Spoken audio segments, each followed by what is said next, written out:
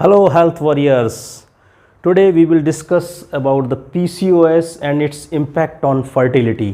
तो PCOS का fertility के ऊपर क्या impact पड़ता है और क्या वो टॉप 3 सॉल्यूशंस हो सकते हैं जो इनफर्टिलिटी की जो प्रॉब्लम आती है PCOS की वजह से उसको दूर करने के लिए, और कैसे और इसके बारे में हम पूरे डिटेल में समझेंगे कि क्यों ये PCOS जो है वो फर्टिलिटी को इम्पैक्ट करता है और इसके इम्पैक्ट से क्या क्या प्रॉब्लम आती हैं इम्पैक्ट, और इसका रियल कॉज क्या होता है, क्यों ये इम्पैक्ट करता है फर्टिलिटी को, यानी कंसीव करने की जो क्षमता है किसी भी महिला की या किसी भी वुमेन की, उसको कैसे ये अफेक्ट करता है PCOS। और वर्ल्ड वाइड जो है PCOS is one of the leading disease, leading problem which affect the fertility. तो इस बारे में हम जानेंगे और साथ ही जानेंगे कि इनफर्टिलिटी के लिए वो टॉप 3 सॉल्यूशंस क्या हो सकते हैं जिससे कि again it can become a fertile. So आइए स्टार्ट करते हैं इस वीडियो को। और अगर आपने अभी तक चैनल को सब्सक्राइब नहीं किया है तो प्लीज़ सब्सक्राइब करें, लाइक करें, शेयर करें, because we are going to share you very important information in a natural way. You can reverse your infertility to become a fertile and become conceive. So आइए start करते हैं। तो hello health warriors, आइए start करते हैं आज का topic. PCOS की वजह से जो इनफर्टिलिटी की जो प्रॉब्लम आती है उसके बारे में हम समझेंगे और समझेंगे कि PCOS फर्टिलिटी को कैसे इम्पैक्ट करता है और ये कैसे होता है, ये सारी चीज़ें क्यों होता है, ये सारी समस्या, और इनफर्टिलिटी की जो समस्या है उसके लिए कौन से टॉप 3 सॉल्यूशंस हो सकते हैं जिससे कि रिवर्स की जा सकती है ये कंडीशंस, उसके बारे में हम सब। तो मैं हूं Sharad Mishra, holistic and metabolic health educator, lab diagnostic expert, lab franchise consultant, diet psychologist, believe in simplicity and on a mission to improve lives. तो आइए स्टार्ट करते हैं हम अपना टॉपिक आज का, स्पेशली PCOS कैसे इनफर्टिलिटी को इम्पैक्ट करता है और इसकी वजह से इनफर्टिलिटी डेवलप होती है, और टॉप 3 सॉल्यूशंस क्या हो सकते हैं इसमें। तो आप वीडियो पूरा शुरू से आखिर तक देखिएगा। हम जो टॉप 3 सॉल्यूशंस हैं वो प्रोवाइड करेंगे 3 नंबर से लेके नंबर 1 सॉल्यूशंस तक आज के टॉपिक में। और सबसे पहले समझेंगे कि ये इनफर्टिलिटी होती क्यों है, स्पेशली PCOS वाली कंडीशंस में, इसको हम समझेंगे और इसके रूट कॉज में जाएंगे और समझेंगे कि जो अभी तक जो सिस्टम चल रहा है स्पेशली फर्टिलिटी, स्पेशली PCOS को लेके जो अभी तक जो जिस तरह से ट्रीटमेंट होता है या सिम्टम स्पेसिफिक जो ट्रीटमेंट होता है उसके बारे में भी मैं आपको समझाऊंगा। तो आइए समझते हैं, इसको स्टार्ट करते हैं फिर। तो बेसिकली PCOS जो है वो कैसे इनफर्टिलिटी कॉज करती है, यानी इनफर्टिलिटी कैसे हो जाती है PCOS की वजह से। तो PCOS को समझने के लिए, यानी पॉलीसिस्टिक ओवेरियन सिंड्रोम को समझने के लिए आपको समझना पड़ेगा बेसिकली PCOS बेसिकली एक प्रकार की समस्या, इसमें हार्मोन का इम्बैलेंस होता है, जिसमें कि हार्मोन्स जितने भी हैं फर्टिलिटी के हार्मोन जो होते हैं LH, FSH, prolactin, testosterone, even DHEAs, ये सारे जो हार्मोन्स हैं ये इन सब का इम्बैलेंस हो जाता है। हार्मोन की गड़बड़ी है एक प्रकार से, ये इसका इम्बैलेंस है, ये हार्मोन का बैलेंस जो है वो बिगड़ जाता है। इसकी वजह से ये सारा समस्या डेवलप होती है। और प्रॉब्लम कहाँ आती है सबसे बड़ी, कि जो भी ट्रीटमेंट, जो भी प्रोटोकॉल्स अभी जो यूज़ किए जाते हैं, आप समझिए एक प्रकार से इसको आप एक वृक्ष समझिए, एक पूरा इसको एक ट्री समझ लीजिए। इस ट्री में जो अभी जो ट्रीटमेंट होते हैं या जो टेस्ट कराए जाते हैं वो कराए जाते हैं LH, FSH, testosterone, DHEAs, prolactin, ये सारे टेस्ट कराए जाते हैं। और जो पत्तियां हैं यानी लीव्स हैं जो ट्री की, उनका सिम्टम के आधार पर हम ट्रीटमेंट करते हैं। बेसिकली ट्रीटमेंट किया जाता है सिम्टम के आधार पर, मतलब यानी उसको अगर उसकी सोनोग्राफी में अगर सिस्ट दिखाई दे रहे हैं, सिस्ट तो बेसिकली होते नहीं हैं, बेसिकली वो फॉलिकल्स ही होती हैं जो कि मैच्योर नहीं हो पाती हैं आमतौर पे ड्यू टू हार्मोनल के इम्बैलेंस की वजह से। जो फॉलिकल्स हैं वो पूरी तरह से मैच्योर नहीं होती प्रॉपरली। एग जो ओवल्यूशन की जो कंडीशन होती है कि मतलब ओवरीज से एग का जो रिलीज़ है वो नहीं हो पाता, ये जो समस्या है, यही PCOS की सबसे बड़ी समस्या डेवलप होती है। और इसमें जो भी ट्रीटमेंट प्रोटोकॉल यूज़ होता है बेसिकली मोस्टली एनीवेयर, वो पत्तियों का ट्रीटमेंट होता है, ऐसा समझिए आप। रूट कॉज का कोई ट्रीटमेंट नहीं होता, उसके ट्रंक का कोई इलाज नहीं होता, उस समस्या का असली समाधान नहीं होता। केवल ऊपर इसका ट्रीटमेंट किया जाता है सिम्टम के आधार पे कि ये सिम्टम आ रहा है तो उसको वो ट्रीटमेंट चालू कर दिया उन्होंने। क्लोमिफेन साइट्रेट स्टार्ट कर दी है ड्रग, या कोई और अदर ड्रग्स इंडक्शन करने के लिए, ओवुलेशन इंडक्शन के लिए वो चालू कर दी, या फिर जो कंट्रासेप्टिव पिल्स होती हैं वो दी जाती हैं एज ए ट्रीटमेंट प्रोटोकॉल के तौर पे। तो असली समस्या की जड़ में तो कोई जांच कराई जाती नहीं है इसके लिए, केवल ऊपर वाली जांच कराई जाती है सारी की सारी। असली समस्या की जड़ की अगर जांच करें, अगर पता करें कि असली समस्या कहाँ पर है, तो 90% केसेस में जो रूट कॉज जो प्रॉब्लम होती है वो होती है बेसिकली इंसुलिन की अधिक मात्रा। इंसुलिन की अधिक मात्रा, इसको हम बोलते हैं हाइपर इंसुलिनीमिया। तो जो हाइपर इंसुलिनीमिया है ये बेसिकली इसकी असली समस्या की जड़ है, जिसको कि एड्रेस ही नहीं किया जाता। इस समस्या का इसको कोई एड्रेस ही नहीं करता। हाइपर इंसुलिनीमिया के लिए कोई जांच होती है ना, इसको एड्रेस करते हैं इस समस्या को, क्योंकि ये एक मेन समस्या है जिसकी वजह से सारा डिसरप्शंस होता है यहाँ पे। और डिसरप्टिव ओवल्यूशन का रीज़न ये इंसुलिन का रेजिस्टेंस है, क्योंकि इंसुलिन का अगर रेजिस्टेंस रहेगा तो वो हाइपोजीनीमिया करेगा। इंसुलिन रेजिस्टेंस जो मैंने सबसे नंबर 1 पे मेंशन किया हुआ है यहाँ पे, इसकी वजह से एंड्रोजेंस जो हैं हमारे जो मेल हार्मोन हैं उनकी एक्टिविटी जो है वो बढ़ जाती है। एंड्रोजेंस की जो ओवेरियन फॉलिकल्स हैं उसमें, और वो ओवेरियन फॉलिकल्स ज़्यादा मात्रा में एंड्रोजन बनाने लगती हैं। एंड्रोजेंस का मतलब होता है टेस्टोस्टेरोन, इसमें एक सबसे मेजर हार्मोन होता है टेस्टोस्टेरोन, DHEA, ये हार्मोन है इस प्रकार के, ये ज़्यादा मात्रा में बनते हैं। और ये जो जब ये हार्मोन बनते हैं ज़्यादा मात्रा में, तो इसकी वजह से जो ओवल्यूशन होना चाहिए टाइम से, जिसमें कि एक फॉलिकल्स को मैच्योर फॉलिकल में कन्वर्ट होने के बाद एक मैच्योर ओवम में कन्वर्ट होना चाहिए जिससे कि ओवल्यूशन हो सके, वो ओवल्यूशन की कंडीशन बनी नहीं पाती है, क्योंकि ल्यूटिनाइजिंग हार्मोन बढ़ा रहता है। क्योंकि ल्यूटिनाइजिंग हार्मोन जो है वो हाइपोथैलेमस से निकलता है, हमारे ब्रेन के हाइपोथैलेमस से ल्यूटिनाइजिंग हार्मोन निकलता है, जो कि एक अधिक मात्रा में बना हुआ है ऑलरेडी। और जो फॉलिकल स्टिमुलेटिंग हार्मोन है, जो बेसिकली फॉलिकल्स को स्टिमुलेट करेगा जिससे कि फर्दर ओवल्यूशन की कंडीशन बनेगी, वो जो है वो रिड्यूस कंडीशन में चला जाता है या नॉर्मल होता है इस कंडीशंस में। और एंड्रोजेंस जो हैं बहुत ज़्यादा बढ़े हुए होते हैं। एंड्रोजेंस यानी सारे मेल हार्मोन वाले जो हार्मोन है वो बढ़े रहते हैं साथ ही साथ। और कॉर्टिसोल का लेवल भी इसी वजह से बढ़ता है, क्योंकि इंसुलिन रेजिस्टेंस डेवलप होता है तो कॉर्टिसोल का लेवल भी बढ़ जाता है, और साथ ही साथ ग्रोथ हार्मोन का लेवल जो है वो रिड्यूस हो जाता है। तो ये जो डिसरप्शन है हार्मोन्स का, इसका जो मूल कारण है वो आता है hyper insulinemia. Hyper insulinemia is one of the primary cause in 90% cases, जिसमें कि जो ओवल्यूशन जो है वो डिसरप्टेड हो जाता है। और ओवल्यूशन ही नहीं होगा तो कंसेप्शन होने का सवाल ही नहीं है, कंसीव करने का कोई स्कोप ही नहीं है अगर ओवल्यूशन ही नहीं होगा। तो आमतौर पर ट्रीटमेंट जो फॉलो होता है वो केवल सिम्टम स्पेसिफिक मेडिकेशंस दिए जाते हैं ओवल्यूशन को इंडक्शन करने के लिए एक आर्टिफिशियल तरीके से, लेकिन रूट कॉज को एड्रेस यहाँ पे नहीं किया जाता। तो हम यहाँ पे आपको समझाने का पर्पज़ ये है कि आप समझें कि ओवरऑल इशू डेवलप होता किस वजह से है, क्यों ऐसी समस्या आती है। तो समस्या आती है हाइपर इंसुलिन। अब ये इंसुलिन बढ़ता क्यों है, क्यों बढ़ जाता है इंसुलिन की समस्या बनती क्यों है, तो इसके पीछे सबसे बड़ा कारण है इंसुलिन के बढ़ने का, वो कारण है हमारा डाइट बेसिकली। तो जो डाइट है वो सबसे बड़ा रीज़न है इंसुलिन के बढ़ने का। अगर हाई कार्बोहाइड्रेट डाइट अगर ली जा रही है लगातार लंबे समय तक एक बहुत अधिक मात्रा में, और दिन में 4 बार 5 बार प्रोसेस्ड फूड और high carbohydrate diet plus added sugar, ये 3-4 चीज़ें जो हैं मेनली जो है वो इंसुलिन रेजिस्टेंस का कारण बनती हैं, जिसमें कि इंसुलिन को ज़्यादा मात्रा में निकलना पड़ता है। और जब इंसुलिन ज़्यादा निकलता है तो वो सारा डिसरप्शन करता है अदर हार्मोन्स को साथ ही साथ, और एक क्रॉनिक इन्फ्लेमेटरी स्टेट डेवलप करता है। क्रॉनिक इन्फ्लेमेटरी स्टेट का मतलब है कि इसमें एक इन्फ्लेमेशन डेवलप हो जाता है शरीर में, एक प्रकार का, इसको सूजन बोलते हैं, वो डेवलप हो जाती है।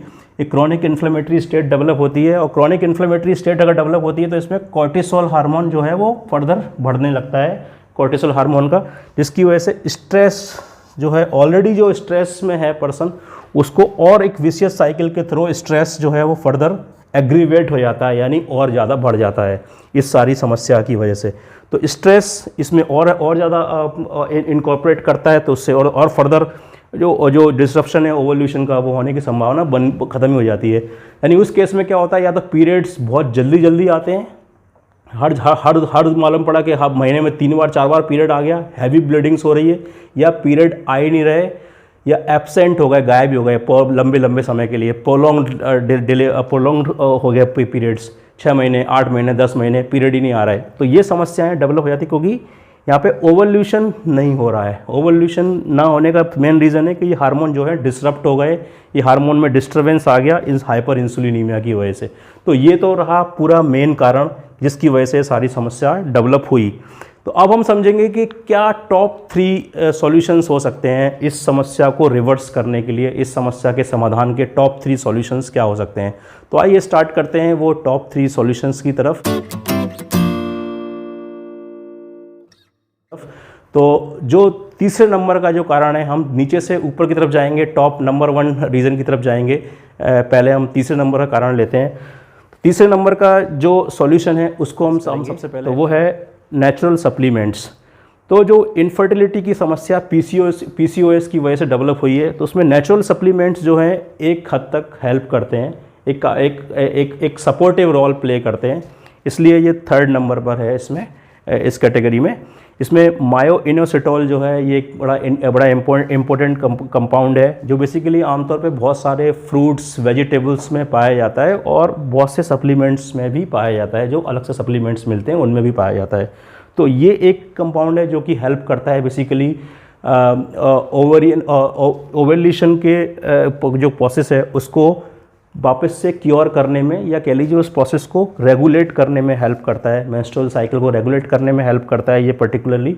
और जो एग है, जो एग की जो क्वालिटी बन रही है उसकी क्वालिटी को भी इम्प्रूव करने में मदद करता है बेसिकली मायोइनोसिटोल, जो कि रिसर्च में बताया गया है इसके बारे में।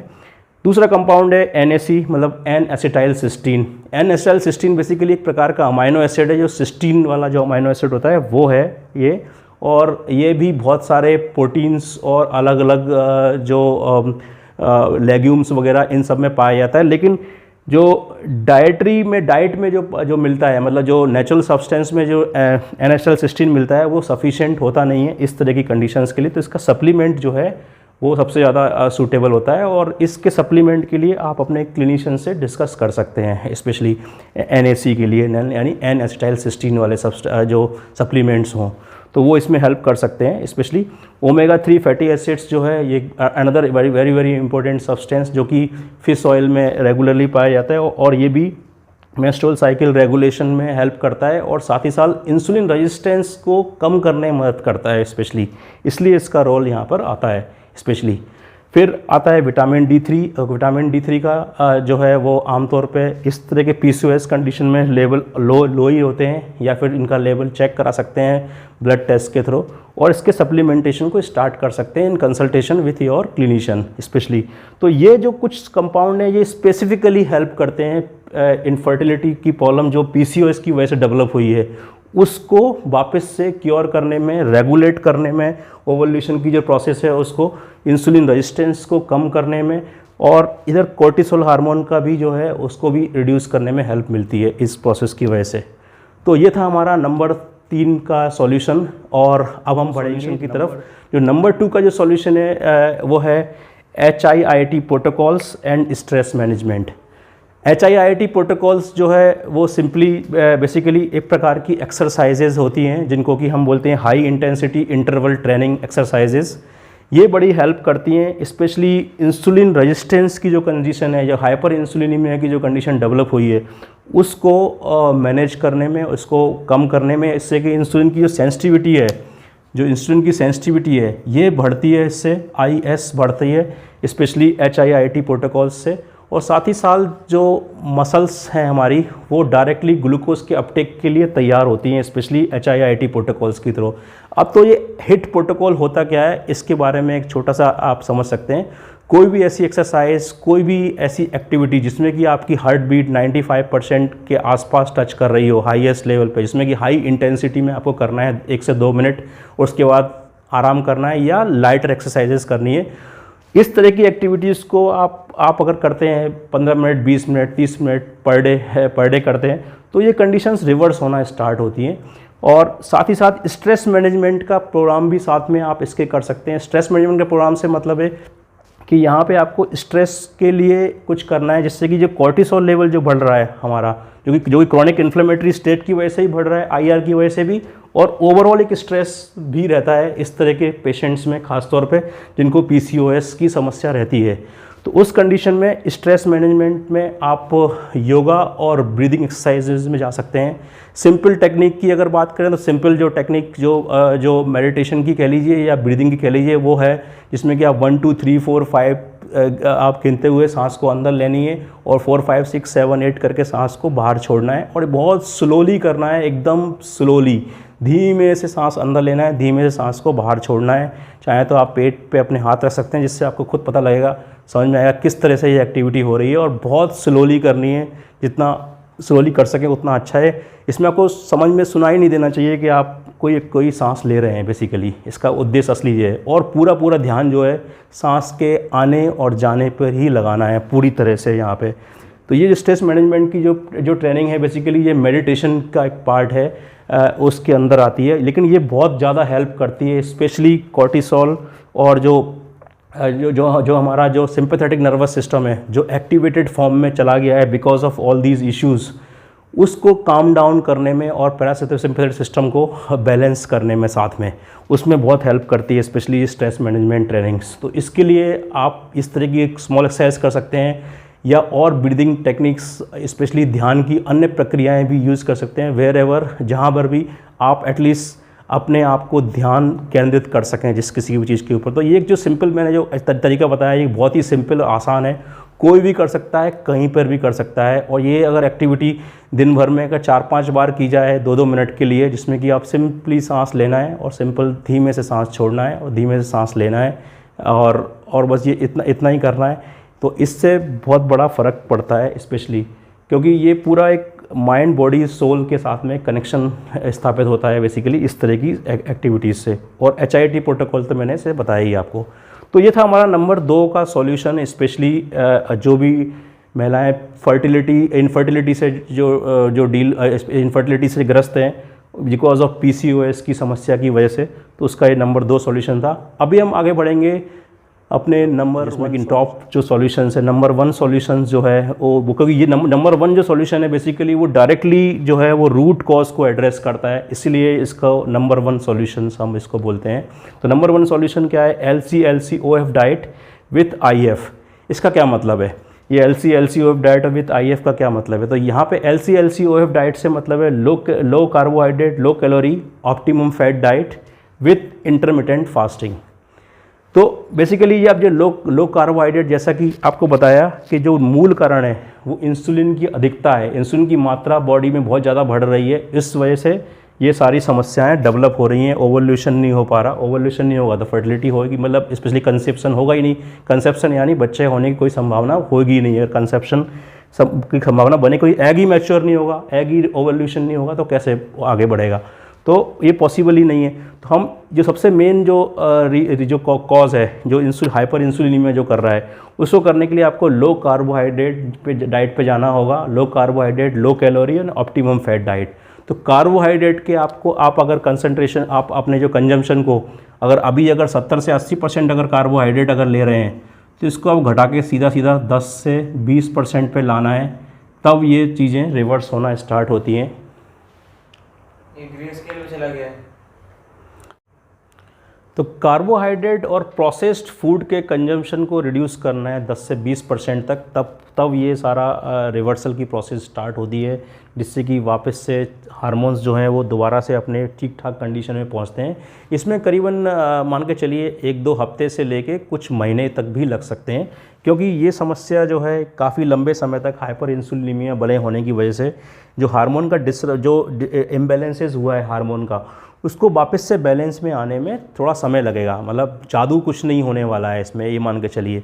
जब आप ये लगातार फॉलो करेंगे तो कुछ महीनों में आपको रिज़ल्ट आपको दिखने लगेंगे, स्पेशली जिसमें कि लो carbohydrate, low calorie, optimum fat diet को फॉलो करना है, जिसमें कि कार्बोहाइड्रेट की मात्रा को कम से कम रखना है। कार्बोहाइड्रेट से यहाँ मेरा मतलब है कि सभी प्रकार के जो हमारे अनाज होते हैं, चाहे वो चावल हो, गेहूँ, मक्का, ज्वार, बाजरा, रागी, ये सारे जो अनाज हैं, इसमें कि ब्रेड भी आ गया, इसमें पोहा भी आ गया, सूजी भी आ गई, मैदा भी आ गई, इन सब से बनी हुई चीज़ें, गेहूं से बनी हुई चीज़ें, चावल से बनी हुई चीज़ें, प्रोसेस्ड आइटम जितने भी हैं, चाहे वो समोसा है, कचौड़ी है, या फिर अन्य जो प्रोसेस्ड आइटम है, केक हो गई, पेस्ट्री हो गई, हॉट डॉग्स हो गए, ये सारे जितने भी प्रोसेस्ड आइटम हैं ये सब के सब कार्बोहाइड्रेट का ही हिस्सा है, और साथ ही एडेड शुगर अगर आप कुछ भी ले रहे हैं तो वो सारा का सारा, उन सब की मात्रा को घटाना है हर हाल में। और आप इसमें प्रोटीन डाइट को बढ़ा सकते हैं, अपने इसमें ऑप्टिमम फ़ैट ले सकते हैं। ऑप्टिमम फ़ैट से मतलब है कि अच्छा क्वालिटी का फ़ैट जिसमें कि शुद्ध घी भी आता है, मतलब pure ghee is also a part of good fat. Butter भी आता है इसके अंदर गुड फैट के अंदर, और साथ ही साथ उसके साथ में जो कोल्ड प्रेस टेक्निक वाले जितने भी ऑयल होते हैं वो सारे यूज़ कर सकते हैं। यानी सरसों का तेल उसमें आएगा, कोकोनट ऑयल आएगा, और एक्स्ट्रा वर्जिन ऑलिव ऑयल आएगा उसके अंदर, साथ में ग्राउंडनट ऑयल आ सकता है उसमें, और तिली का तेल भी आप यूज़ कर सकते हैं। लेकिन रिफाइंड ऑयल वगैरह यूज़ नहीं करने हैं बेसिकली इस सब के लिए। तो ये तो डाइट का पार्ट हुआ, ये बड़ा इस पे बहुत ज़्यादा ध्यान देना है, तभी ये कंडीशंस जो हैं वो रिवर्स होना स्टार्ट होती हैं। सप्लीमेंट्स और ये जो एक्सरसाइज जो प्रोटोकॉल है, स्ट्रेस मैनेजमेंट जो है, ये बेसिकली ओवरऑल मिल के काम करती है चीज़। बेसिकली ये समझ लीजिए एक प्रकार से ये एक पूरा हेल्थ का एक ट्रायंगल है जो कि मिल के काम करेगा। एक तरफ आपकी डाइट रहे, डाइट वाला प्रोटोकॉल आएगा, एक तरफ आपकी फ़िज़िकल एक्टिविटी आएगी, एक तरफ आपका ये जो नेचुरल सब्सटेंसेज हैं ये आएंगे। ऐसे समझ सकते हैं एक ट्रायंगल के तौर पे, एज ए होलिस्टिक तौर पे आपको इसको समझ के यूज़ करना है। अब आती है बात ये IF की। IF क्या है? IF का मतलब होता है इंटरमिटेंट फास्टिंग।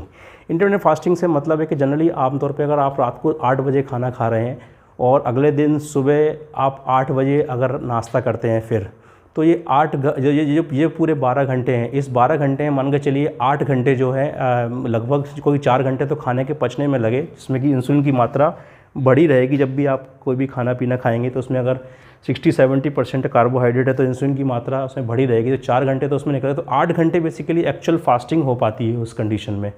तो इसको हम बोलते हैं 8 घंटे की फास्टिंग। तो आप इसको 8 घंटे को आप कैसे और बढ़ा सकते हैं, एक आध घंटा करके, जिसमें कि आप अपने ऊपर स्ट्रेस भी ना लें और उसको प्रॉपरली बढ़ा सकें। धीमे धीमे बढ़ाना है, ऐसा नहीं कि एकदम से आपको लंबे लंबे फास्ट रखने हैं, इस तरह से नहीं जाना है। स्लोली आपको आधा घंटे बढ़ा सकते हैं, अगर आप अपना टाइम 1 घंटे बढ़ा सकते हैं, 2 घंटे बढ़ा सकते हैं, तो उस तरह से मैनेज करना है।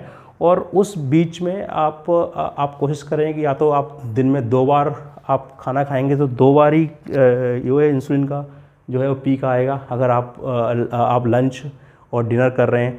और बीच में अगर स्नैकिंग कर रहे हैं, अगर लगातार बीच में कुछ ना कुछ खा रहे हैं, चाय पी रहे हैं, मीठी वाली जूस पी रहे हैं, कुछ कर रहे हैं, तो उससे ये जो फास्टिंग वाला जो कंसेप्ट है ये डिसरप्ट हो जाएगा, टूट जाएगा। तो इंटरमिटेंट फास्टिंग में आपको स्लोली आगे बढ़ना है, एकदम धीमे धीमे। अगर रात को 8 बजे 9 बजे खाना खाते हैं तो अगले दिन कोशिश करें कि थोड़ा सा टाइम बढ़ा सकें, और कोशिश करें खाने को थोड़ा जल्दी खा लें तो ज़्यादा अच्छा है। उससे आपको फास्टिंग में थोड़ा ज़्यादा लंबा समय मिलता है, क्योंकि 3 से 4 घंटे मान के चलिए खाने के बचने और उसमें लगते हैं। इसलिए उसके अलावा जो टाइम बचता है उससे फ़ैट बर्निंग की प्रोसेस स्टार्ट होती है। फ़ैट बर्निंग की प्रोसेस स्टार्ट होने से जो ओवरवेट जो कंडीशन डेवलप हुई है हाइपर इंसुलिनीमिया की वजह से, वो भी रिडक्शन होने में हेल्प करती है, जिससे आपका वेट ओवरऑल रिड्यूस होता है इससे। और वेट जब ओवरऑल रिड्यूस होता है तो उससे इंसुलिन रेजिस्टेंस जो है वो ऑटोमेटिकली डाउन होता है, इंसुलिन सेंसिटिविटी बढ़ती है। तो वेट के पीछे भी जो कारण है वो हाइपर इंसुलिनीमिया है, जिसकी वजह से वज़न बढ़ा। डॉक्टर आपको बोलते हैं कि अपना वज़न कम करिए तब ये सबको हो जाएगा, लेकिन वज़न कम करें कहाँ से? अगर वो डाइट को अगर प्रॉपर आप फॉलो नहीं करोगे अपनी, तो वज़न कम होगा ही नहीं ना कभी किसी कंडीशन में भी। तो इसलिए डाइट के ऊपर आपको खास ध्यान देना है, इंटरमिटेंट फास्टिंग के ऊपर थोड़ा ध्यान देना है इसमें, और अपने जो HIT और प्रोटोकॉल है और नेचुरल सब्सटेंसेस जो ले सकते हैं उनके ऊपर आप ध्यान देके इसको रिवर्स कर सकते हैं, इस पूरी प्रोसेस को, और आप वापस से जो है वो कंसेप्शन की तरफ जा सकते हैं, यानी फर्टाइल हो सकते हैं। तो ये एक सॉल्यूशंस थे जो नेचुरल तरीके से आप इसको कर सकते हैं, और ये एक पूरी तरह साइंटिफिकली वैलिडेटेड तरीका है, इसको कि हम बोलते हैं बेसिकली लो कार्बोहाइड्रेट थेराप्यूटिक रेमेडीज़ इसको कह सकते हैं आप एक प्रकार से। तो ये पूरा वैलिडेटेड तरीका है जिसमें कि प्रूवन रिजल्ट आते हैं, but it takes some time. It's not a magic कि आपने आज चालू किया और कल से रिजल्ट आने लगे, ऐसा नहीं। इसमें टाइम लगेगा, क्योंकि हार्मोन के जो डिस्टर्बेंस हुआ है इसको बैलेंस में आने में थोड़ा सा समय लगता ही है।